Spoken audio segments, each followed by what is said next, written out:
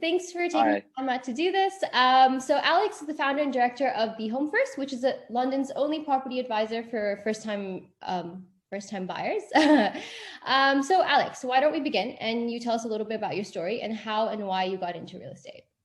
Sure. So I'll go from the very beginning. I think it all started when I wanted to just drop out of school. I was 17 years old, and I think it was I was deciding between university and then going to make money instead. That was really the driver at the time, as it probably is for a lot of Seems to be a people. driver But for a lot of people. yeah, exactly. Like, to be honest, the truth is I wanted to start working so I could just buy a car. That Yeah. was like my real driving force. And Uh-huh. I was complaining to, I think, my friend's dad about wanting to just leave school and work, and he put me in touch with a sales director of the largest private developer in London, so that's Galliard Homes. Okay.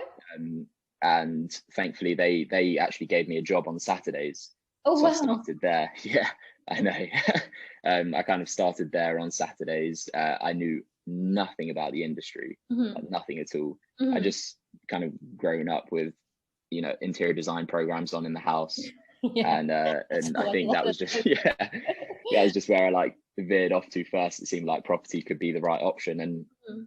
I started there on Saturdays, and eventually when I finished being in sixth form at school, they gave me a full-time job. And Oh, like I wow. said, I knew absolutely nothing about property, and I was so thrown into the deep end, Yeah. and I just had to learn everything on the job. Uh-huh. But that's kind of where I think working for a developer like that across Hmm. London, is where I like really fell in love with property. Hmm. And yeah, I started out in Canary Wharf, and I watched a lot come up in Canary Wharf, and the same in, I don't know if you know, Colindale in Northwest London. I've heard the name. I haven't been in Yeah, long enough, but I know the yeah. name. I did a lot of work there and in Greenwich, and I just watched these places like appear with beautiful Yeah. new build developments, and it was a really good opportunity to just like fall in love fall in Mhm. love with property, Mhm. basically. So I spent 3 years working for Galliard Homes, Oh, wow. and yeah, it was an amazing experience. And following that, I then ended up at one of the largest real estate firms, which is Cushman and Wakefield. Oh, okay. So Hmm. yeah, you'll probably know them. I was there for about a year and a half, Uh-huh. and that, instead of working for one developer directly, Hmm. working with an agency like Cushman kind of gave me the free roam to work with all developers around London. Right. Yeah. And so that opened me up to a lot of different types of new builds, whether it's like Taylor Wimpey, Berkeley Homes, or even with Catalyst dealing with more housing association developments.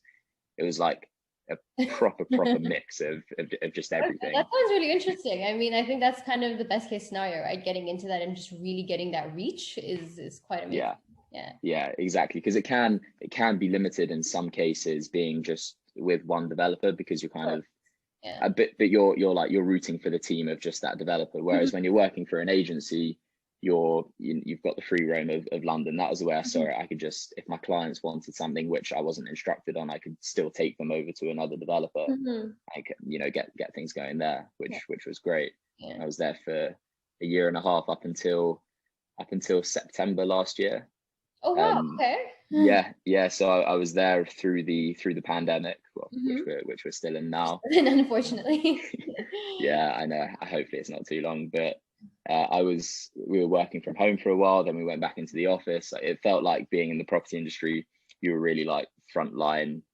You still had to go into the office, and Yeah, no, that's kind of what we noticed as well. A lot of our partners were still going in. I mean, we had people that were, I mean, my colleagues and stuff were still doing viewings because it's just the way that the industry still works is that you still need yeah, that face to face. As much as we want to digitize it, there's mm, still that need for that personal touch. So, yeah. yeah. I mean, I'm a sociable person, and I Yeah. love that face to I'm face sorry. interaction. But also, you know, respectfully towards my health, I like to No, of like course. to try and stay Yeah. healthy as well. But so I think kind of finding that balance, the way we were able to do virtual viewings was huge, because I could almost filter out like serious buyers and people that were just kind Of of course. nosing about. Mm-hmm. So you start virtual viewings with near enough anyone, Mm-hmm. and then filter it through to the people that were genuinely interested, and Mm-hmm. then we were happy to go and conduct viewings with them.